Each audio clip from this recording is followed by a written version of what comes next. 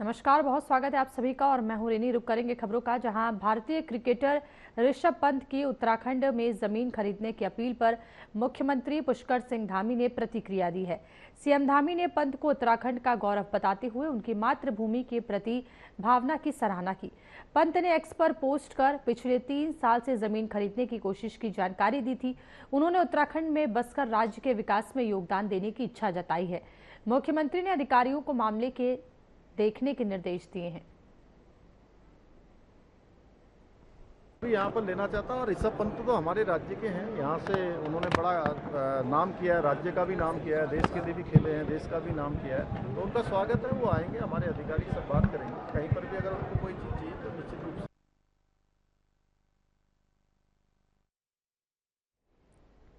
उत्तराखंड सरकार ने जुलाई 2026 की पेंशन राशि जारी कर दी है। मुख्यमंत्री पुष्कर सिंह धामी ने डीबीटी के माध्यम से 9,87,017 लाभार्थियों के खातों में 146 करोड़ 32 लाख रुपए से अधिक की राशि ट्रांसफर की है। इसमें वृद्धावस्था, विधवा और दिव्यांग पेंशन समेत कई योजनाओं के लाभार्थी शामिल हैं। सीएम धामी ने कहा कि सरकार पारदर्शिता के साथ अंतिम व्यक्ति तक योजनाओं का लाभ पहुंचाने के लिए प्रतिबद्ध है।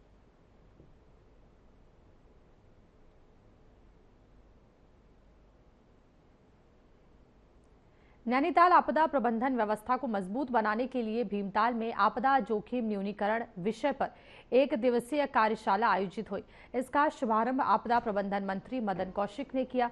उन्होंने बताया कि मुख्यमंत्री पुष्कर सिंह धामी के निर्देश पर प्रदेश के सभी जिलों में ऐसी कार्यशालाएं आयोजित की जा रही हैं। कार्यशालाओं का उद्देश्य आपदा प्रबंधन तंत्र को और प्रभावी बनाना है। उन्होंने कहा कि उत्तराखंड ने आपदा प्रबंधन के क्षेत्र में उल्लेखनीय कार्य किए हैं।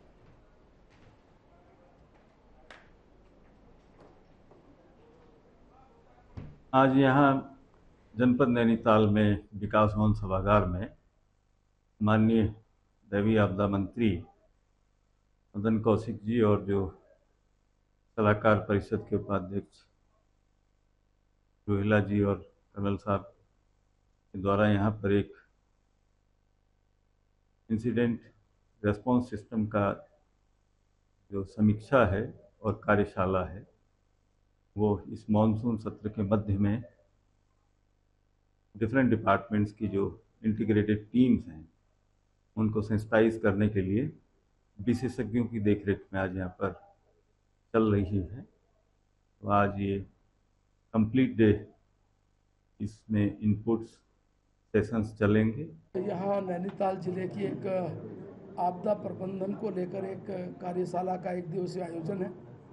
इसमें यहाँ हमारे सारे विभागों के अधिकारी, यहाँ के जिला अधिकारी और अन्य विभागों के साथ हमारे जो एक्सपर्ट आए हैं बाहर से, वो सारे एक्सपर्ट रहेंगे। पूरे दिन की ये कार्यशाला इस रूप में रहेगी। देखिए, आपदा प्रबंधन की दृष्टि से हमारी सरकार ने निरंतर बहुत ही सुंदर और व्यवस्थित काम में हम लोग आगे बढ़े हैं। जो हमारे अन्य 24 प्रकार के होते हैं, हम उस पर काम करते हैं। 2027 विधानसभा चुनाव को लेकर भाजपा ने तैयारियां तेज कर दी है। दिल्ली में हुई कोर कमेटी बैठक में हारी हुई सीटों पर विशेष रणनीति बनाने के निर्देश दिए गए हैं। बीजेपी प्रदेश प्रवक्ता कमलेश रमन ने बताया कि 2022 में कम अंतर से हारी 23 सीटों पर पार्टी फोकस कर रही है। सीएम पुष्कर सिंह धामी, प्रदेश अध्यक्ष महेंद्र भट्ट और अनिल बलूनी समेत वरिष्ठ नेताओं को जिम्मेदारी दी गई है। सितंबर से अक्टूबर तक नेता इन क्षेत्रों में प्रवास कर कार्यकर्ताओं से संवाद करेंगे।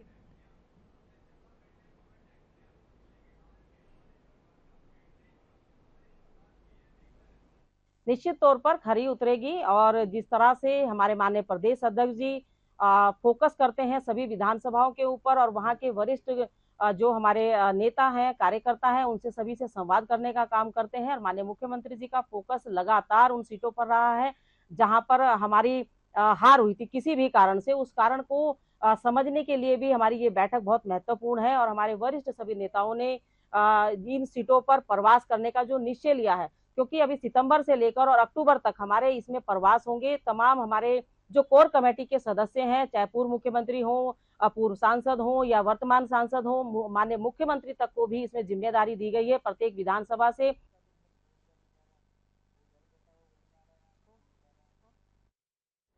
मुख्यमंत्री पुष्कर सिंह धामी की अध्यक्षता में हुई कैबिनेट बैठक में श्रमिकों के हित में बड़ा फैसला लिया गया है। उत्तराखंड मजदूरी संहिता नियमावली 2026 को मंजूरी दी गई। इसके तहत महिला और पुरुष श्रमिकों को समान काम के लिए समान वेतन मिलेगा। संगठित और असंगठित क्षेत्र के 30 लाख से ज्यादा श्रमिकों को न्यूनतम वेतन का लाभ मिलेगा। वहीं ओवरटाइम पर दोगुना भुगतान सुनिश्चित किया जाएगा। सरकार के इस फैसले को श्रमिक और महिला सशक्तिकरण की दिशा में अहम कदम बताया जा रहा है।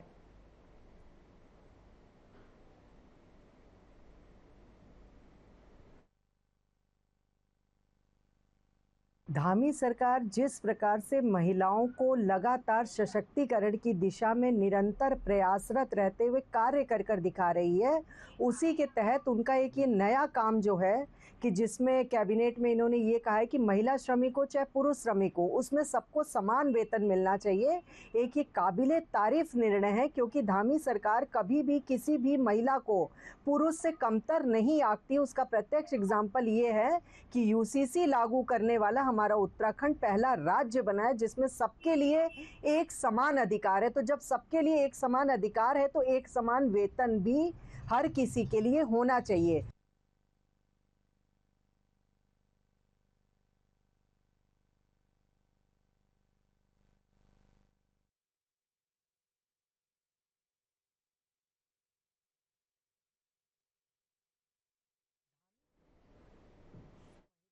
लगातार सशक्तिकरण की दिशा में निरंतर प्रयासरत रहते हुए कार्य कर दिखा रही है, उसी के तहत उनका एक ये नया काम जो है कि जिसमें कैबिनेट में इन्होंने ये कहा है कि महिला श्रमिक हो चाहे पुरुष श्रमिक हो, उसमें सबको समान वेतन मिलना चाहिए। एक ये काबिले तारीफ निर्णय है, क्योंकि धामी सरकार कभी भी किसी भी महिला को पुरुष से कमतर नहीं आंकती। उसका प्रत्यक्ष एग्जाम्पल ये है कि यूसीसी लागू करने वाला हमारा उत्तराखंड पहला राज्य बना है जिसमें सबके लिए एक समान अधिकार है। तो जब सबके लिए एक समान अधिकार है तो एक समान वेतन भी हर किसी के लिए होना चाहिए। बद्रीनाथ धाम में चढ़ावा चोरी मामले में एसआईटी ने एक और आरोपी को गिरफ्तार किया है। आरोपी की पहचान मनोज कुमार के रूप में हुई है, जो लंबागढ़ बैराज में सुरक्षाकर्मी था। पुलिस के मुताबिक आरोपी वीआईपी प्रदर्शन के बहाने लोगों को मंदिर में ले जाता था और मौका देखकर दान सामग्री चोरी करता था। सीसीटीवी फुटेज में भी वह सामग्री उठाते हुए दिखाई दिया। पूछताछ में आरोपी ने चोरी की बात कबूल की। मामले में अब तक 3 गिरफ्तारियां हो चुकी हैं। देखिए, बहुत ही दुखद बात है कि इस तरीके से बद्रीनाथ जैसे मंदिर में, जिसको वैकुंठ धाम कहा जाता है, हमारे चारों धाम के पवित्र स्थल में से एक धाम माना जाता है, वहां पर बद्री बाबा के नीचे बैठकर आप इस तरीके का कुकृत्य कर रहे हैं। और पहले भी हमारे धामी सरकार ने इस बात को कहा है, धामी जी ने कहा है कि इस प्रकार के प्रकरण को गौ हत्या और माँ बाप की हत्या के स्वरूप माना जाता है, और आप इस तरीके का कुकृत्य कर रहे हैं बद्रीनाथ धाम में रहकर, तो ये बिल्कुल भी क्षमा योग्य नहीं है। और इस तरह का प्रकरण जो सामने आया है उस पर कड़ी से कड़ी कार्यवाही करी जाएगी, क्योंकि किसी भी प्रकार का इस तरीके का दोषी उत्तराखंड में तो नहीं बख्शने वाला जाएगा। मुख्यमंत्री पुष्कर सिंह धामी सरकार ने प्रेमनगर स्थित नंद की चौकी पुल की अप्रोच रोड क्षतिग्रस्त होने के मामले में सख्त कार्रवाई की है। जांच में लापरवाही सामने आने के बाद लोक निर्माण विभाग के 3 इंजीनियरों को निलंबित कर दिया गया है। करीब 16 करोड़ रुपए की लागत से बने पुल की सड़क कुछ दिनों में ही खराब हो गई थी। कार्रवाई के तहत अधिशासी अभियंता राजेश कुमार, सहायक अभियंता अमित त्यागी और कनिष्ठ अभियंता नवीन कर्णवाल पर गाज गिरी है।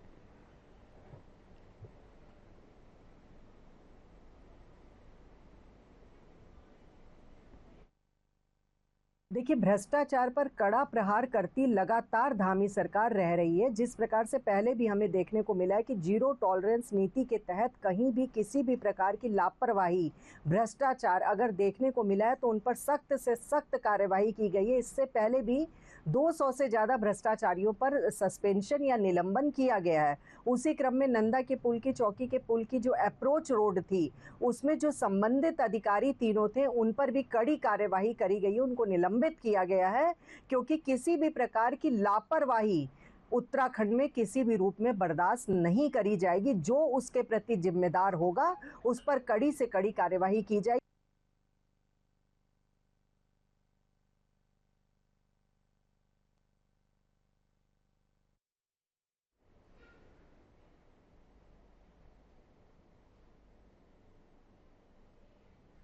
देहरादून में नंदा की चौकी पुल के अप्रोच रोड धंसने के मामले में तकनीकी खामियां मिलने पर लोक निर्माण विभाग के 3 इंजीनियरों को निलंबित किया गया है। कांग्रेस प्रदेश महामंत्री राजेंद्र सिंह भंडारी ने कार्रवाई पर सवाल उठाते हुए सरकार पर हमला बोला है। उन्होंने आरोप लगाया कि ठेकेदार पर भी कार्रवाई होनी चाहिए थी, लेकिन भंडारी ने मुख्यमंत्री से ठेकेदारी लाइसेंस रद्द करने की मांग करते हुए मामले में मिली भगत का आरोप लगाया है।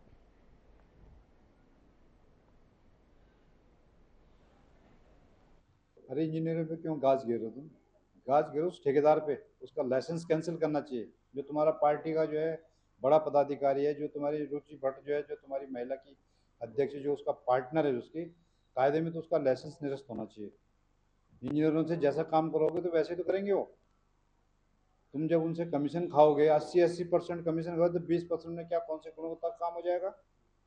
मेरा सीधा सीधा मानना यह है, मैं मुख्यमंत्री से अनुरोध करता हूं कि मुख्यमंत्री जी, आप ठीक है कार्यकर्ताओं को ठेके दे रहे हो दो, लेकिन कम से कम उनकी पहली गारंटी होनी चाहिए कि यह गुणवत्ता काम होना चाहिए।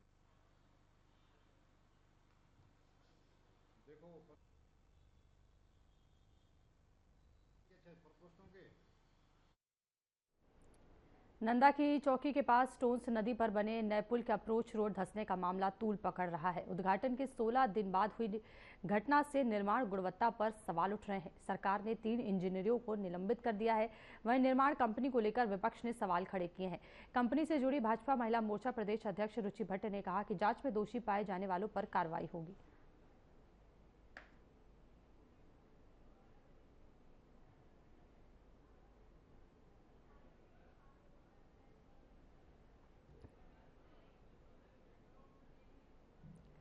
उत्तराखंड क्रांति दल के केंद्रीय कार्यकारी अध्यक्ष जयप्रकाश उपाध्याय ने बीजेपी और कांग्रेस पर निशाना साधा। उन्होंने खनन, शराब, शिक्षा और जल जंगल जमीन के मुद्दों को लेकर दोनों राष्ट्रीय दलों को घेरा। उपाध्याय ने आरोप लगाया कि दलों ने भ्रष्टाचार को बढ़ावा दिया है।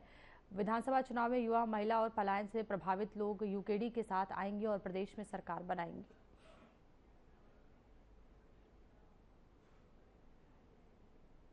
का खेल रहा है कि अगर तुम्हारी सरकार आती है तो तुम लूटो, हम अगर हमारी सरकार आती है तो हम लूटें। और घोटालों का जो सृजन जो करते हैं वो भारतीय जनता पार्टी और कांग्रेस करती है।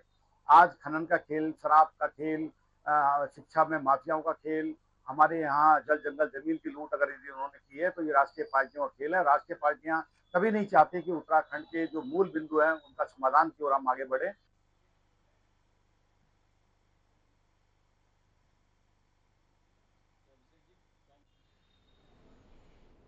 ऋषिकेश में त्रिवेणी घाट पर गंगा के तेज बहाव में बह रहे युवक को एसडीआरएफ राहत दल ने साहसिक रेस्क्यू कर सुरक्षित बचा लिया है। रेस्क्यू किए गए युवक की पहचान 22 वर्षीय कपिल निवासी रोहतक हरियाणा के रूप में हुई है।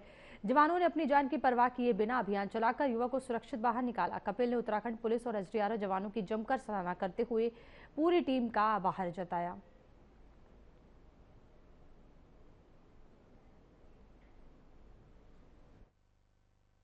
आज लगभग 2 बजे हमें सूचना मिली कि कोई व्यक्ति बह के जा रहा है। तो आजकल गंगा जी का बहाव काफी तेज है, तो हमारी जो रेस्क्यू की तीनों टीम है, जल पुलिस, आपदा राहत दल और एसडीआरएफ, हमने संयुक्त ऑपरेशन करके उसे साईं घाट के सामने राजा जी नेशनल पार्क से बचाकर सकुशल हम त्रिवेणी घाट लेके आए। लड़के का नाम कपिल है, जिसकी उम्र 22 वर्ष है। इसका ग्राम चिलियाना, थाना IMT, जिला रोहतक हरियाणा। सभी कांवड़ियों ने साथ आए हुए हमारा पुलिस टीम का बहुत बहुत आभार व्यक्त किया है।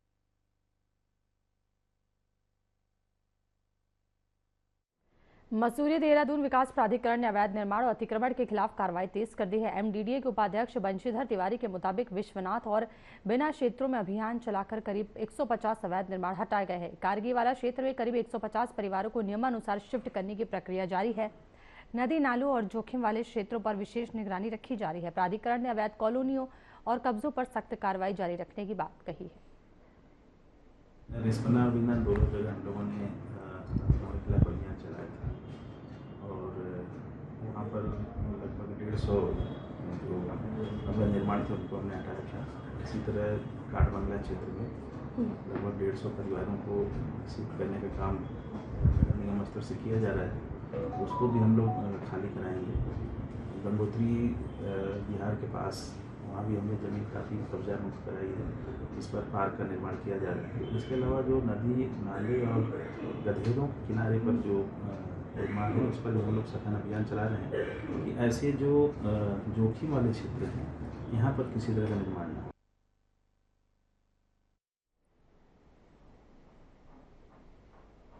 देहरादून नगर निगम ने शहर में जर्जर खड़ी इमारतों के खिलाफ कार्रवाई तेज कर दी है। संभावित हादसों को रोकने के लिए ऐसे भवनों को चिन्हित कर मालिकों को नोटिस जारी किए जा रहे हैं। नगर आयुक्त आलोक कुमार पांडे ने बताया कि अब तक 21 जर्जर भवनों की जानकारी मिली है। सभी भवन मालिकों को आवश्यक कदम उठाने के निर्देश दिए गए हैं। प्रशासन का उद्देश्य समय रहते खतरे को कम करना है।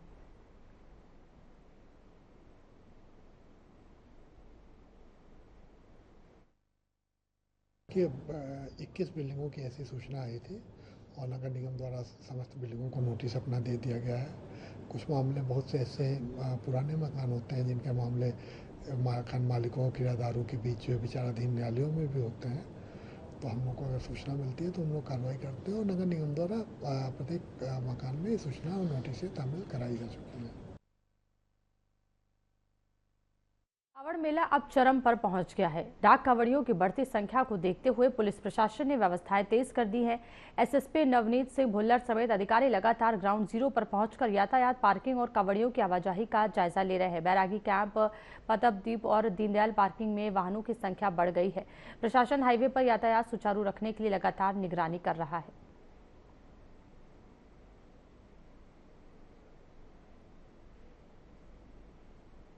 जैसे कि आज 8 तारीख है और 11 तारीख को महाशिवरात्रि है और जिस दिन हमारे शिव भक्त जो हैं जलाभिषेक करते हैं, तो अभी पैदल शिव भक्तों की संख्या काफ़ी कम हो गई है और लगभग 5 तारीख से ही जो बड़े कांवड़ व्हीकल्स हैं और 2 व्हीलर्स हैं वहाँ हमारे पास आ रहे हैं। और इसमें जो कि ट्रैफिक डाइवर्जन का प्लान हम लोगों का तय था कि जो बड़े ट्रक्स होंगे इनको वाया लक्सर, नगले मट्टी से लक्सर होते हुए बूढ़ी माता श्री से बैरागी में पार्क किया जाएगा। तो बैरागी में अभी वर्तमान में लगभग 16,000 गाड़ियाँ अभी वहाँ पे हैं, 16,000 से कुछ ज़्यादा, और लगभग 9,000 गाड़ियाँ वहाँ से निकल चुकी हैं। 16,000 अभी पार्कड हैं, कुछ पाइपलाइन में आ रही हैं, आमद काफ़ी हो रही है कल से।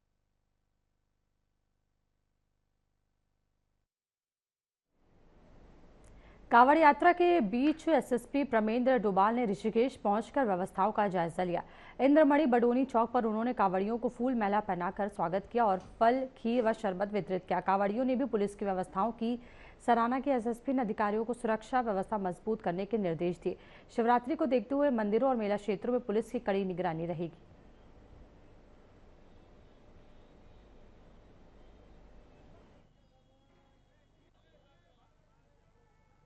श्रीगण भारी संख्या में ऋषिकेश में आ रहे हैं। पूर्व वर्ष की भांति इस वर्ष भी देहरादून पुलिस कांवड़ यात्रियों की सेवा के लिए एक कैंप का आयोजन जो हम यहाँ के गणमान्य व्यक्ति हैं लोगों की मदद से, उन लोगों के सहयोग से लगाती आई है। वो भी आज भी देहरादून पुलिस द्वारा एक सेवा का आयोजन किया जा रहा है जिसमें भारी संख्या में कांवड़ यात्रीगण आके जलपान वगैरह जो भी हमारी ओर से जो भाव है वो हम लोग एक व्यक्त करते हैं। इस समय कांवड़ यात्रा अपने पूरे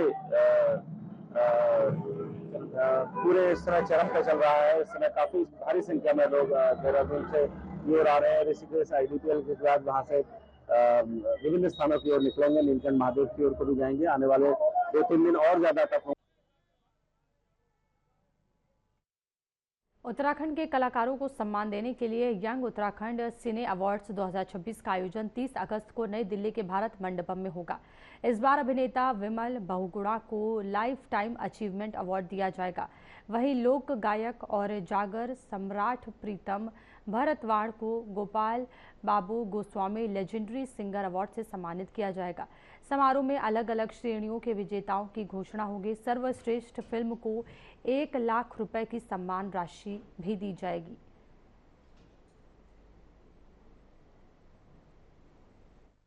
नमस्कार, मैं चंद्रकांत नेगी, यंग उत्तराखंड संस्था से। और आज प्रेस वार्ता हमारा एक कार्यक्रम यंग उत्तराखंड सिने अवार्ड जो कि दिल्ली में भारत मंडपम परिक्रमा में आयोजित किया जाएगा 30 अगस्त 2026 को दोपहर 1 बजे से है।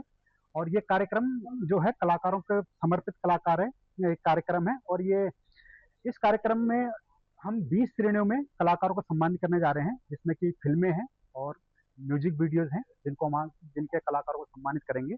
साथ ही साथ हमारे 2 और अवार्ड हैं। लीजेंडरी सिंगर अवार्ड जो कि पद्म श्री श्री प्रीतम भरतवाण जी को हम देने जा रहे हैं। देहरादून शहर को स्वच्छ और सुंदर बनाने के लिए लक्ष्मण चौक और कावली रोड क्षेत्र में विशेष स्वच्छता अभियान चलाया गया। जिलाधिकारी डॉक्टर आशीष चौहान ने मौके पर पहुंचकर सफाई व्यवस्था का जायजा लिया। अभियान में जिला प्रशासन, नगर निगम, जिला विधिक सेवा प्राधिकरण, वेस्ट वॉरियर्स संस्था और स्थानीय लोग समेत 100 से ज्यादा लोग शामिल हुए। डीएम ने अधिकारियों को नियमित सफाई, कूड़ा उठान और उचित निस्तारण सुनिश्चित करने के निर्देश दिए हैं।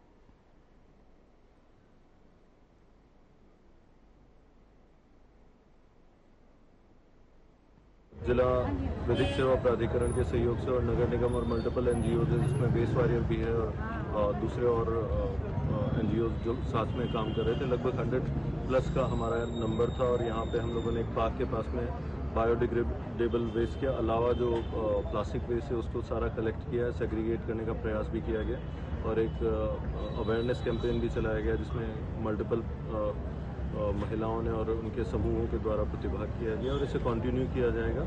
और प्लास्टिक, सिंगल यूज़ प्लास्टिक को रोके जाने को लेके हमारे जो एफर्ट्स हैं वो कोऑर्डिनेटेड तरीके से और आगे बढ़ाए जाएंगे और सभी एजेंसीज को इसमें इन्वॉल्व किया जाएगा। लगातार हो रही बारिश को देखते हुए डीएम प्रशांत आर्य ने जिले में हाई अलर्ट जारी किया है। आपदा प्रबंधन से जुड़े अधिकारियों और एसडीएम को 24/7 सतर्क रहने के निर्देश दिए गए हैं। गंगोत्री और यमुनोत्री राष्ट्रीय राजमार्ग समेत सभी सड़कों पर भूस्खलन प्रभावित क्षेत्रों में मशीनरी और कर्मचारियों को तैनात रखने को कहा गया है। श्रद्धालुओं और कांवड़ियों से अनावश्यक यात्रा से बचने की अपील की गई है।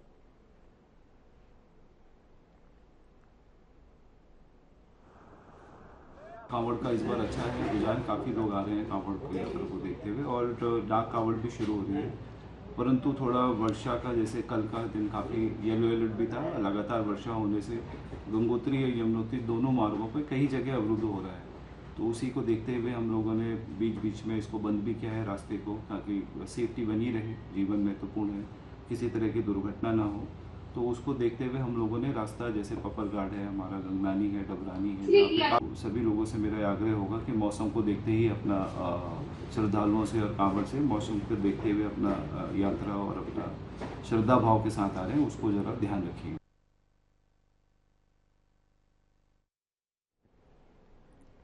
और इस बुलेटिन में फिलहाल इतना ही। बने रहिए हमारे साथ। नमस्कार।